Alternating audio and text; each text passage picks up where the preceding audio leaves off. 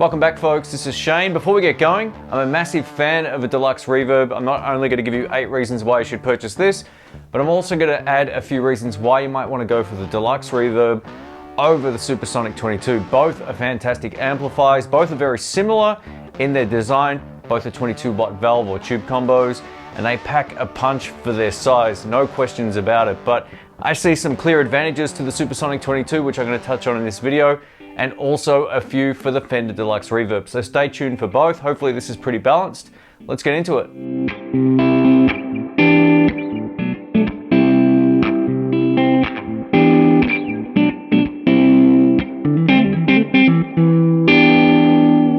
The first reason to go for a Fender Super-Sonic 22 over a Deluxe Reverb is we get 2 unique voicings for the clean channel, whereas on a Deluxe Reverb, the normal channel and the vibrato channel sound very similar if you don't turn the reverb or vibrato on.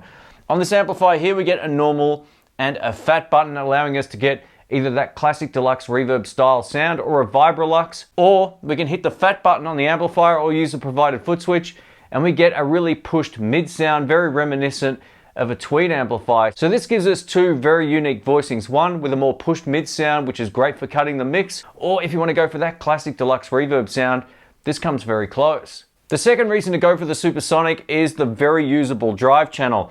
Now there's a slight caveat to this, it does drop the bass out of the amplifier a little bit, but the great thing about it is it's very usable. You can get just as great of a sound out of this amplifier with no pedals as using a pedal into the clean channel. So it will give you anything from a great Texas blues kind of sound all the way to something much more modern and high gain. So if you're looking for a more modern amplifier that gives you some built-in drive tones that are very usable, you can use it.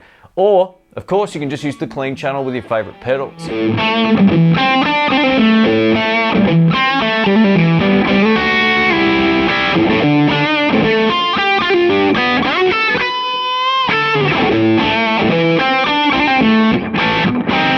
The third reason you'd want to go for a Super-Sonic 22 is if you're a fan of using pedals in an effects loop.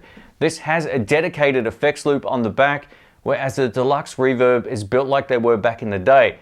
No effects loop. Now don't hold that against it, still an awesome amplifier, but if you're a fan of running delays through an effects loop, this would be an absolute no-brainer. Point number 4 kind of piggybacks onto point number 3. Not only do we get an effects loop in the amplifier, but we also get a 4-button foot switch included with the amplifier that allows you to turn the effect on and off in the effects loop.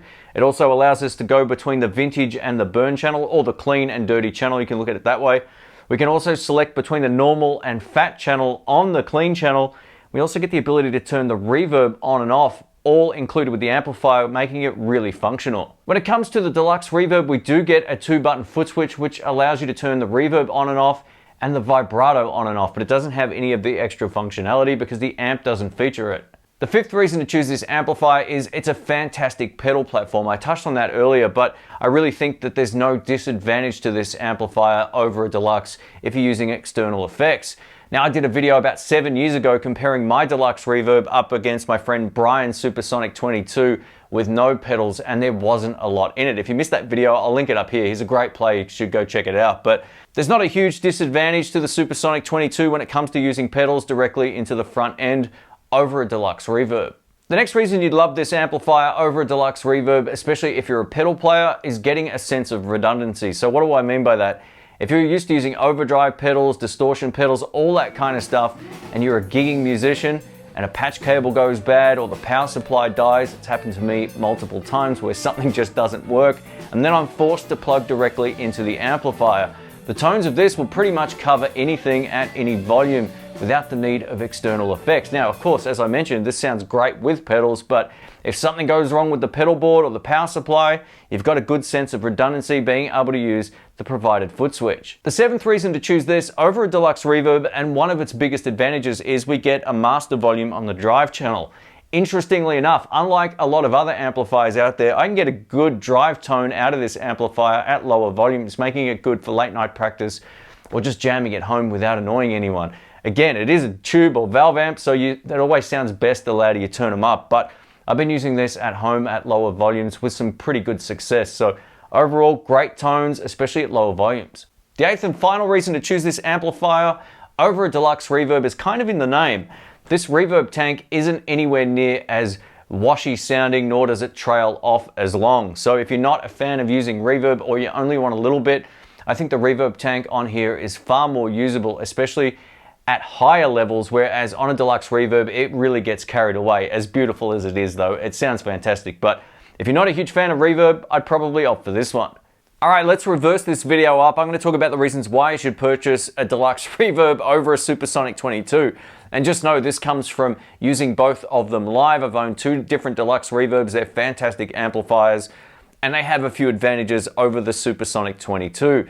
The first reason to go for a Deluxe Reverb over the Super-Sonic would be if you play loud enough that you can get the clean channel up to about 5 or 6. If you can do that on a Deluxe Reverb, that sounds more pleasing to my ear than this clean channel cranked. So there is a niceness about a Deluxe Reverb up at that volume. It's kind of like its sweet spot. And if you push it again with a clon or a pedal of any description, you're going to get some pretty epic tones. So in terms of its clean channel voicing, I love a Deluxe Reverb cranked, and to my ear, it sounds a little bit better than the Super-Sonic. The second reason to choose a DR over the Super-Sonic 22 is speaker selection. Now, one of the great speakers of all time, in my opinion, is the Jensen C12K. Turn them up, they sound fantastic. They're made in Italy. They've got the nicest low end response without ever sounding too brittle on the top end. They just do what they do beautifully, and it's a perfect pairing for the Deluxe Reverb. Additionally, they also make Fender special runs of Deluxe Reverbs from time to time, which is essentially the same amplifier in a different Tolex. They also include different speakers, and one of the best ones I ever heard was a redback speaker from Celestion in the back of a Deluxe Reverb. It was beautiful. It really sounded something special. So you've got a little bit more choice when it comes to Deluxe Reverb sometimes, but the speaker selection makes the biggest difference. And even if you get a stock one with that Jensen C12K, you're in for a treat. That speaker's hard to beat.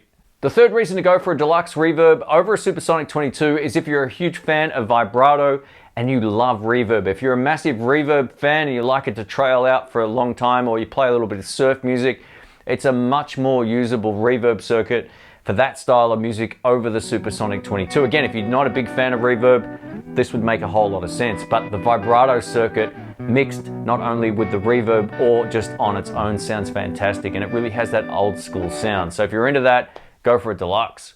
Let's talk about some of the similarities. So both of these amplifiers fall within 1 kilogram of each other, or 2.2 pounds, thereabouts. So weight-wise, they're almost identical. Their physical cabinet size is also the same. Each amplifier is rated at 22 watts RMS, and they both feature 6 V6 output valves, which do inherently break up the louder you turn it up. Now, if you want more clean headroom, you're gonna have to go for something like a Hot Rod Deluxe or a Blues Deluxe or any other number of 40 watt amps to get a really big, full and clean sound that will definitely fill a room without any problems. One of the disadvantages of both of these amplifiers is sometimes 22 watts isn't loud enough. I did a gig recently, or a jam night. The first set was nice and chilled and the amplifier cut through, no problems at all. The second set, we had a really loud drummer.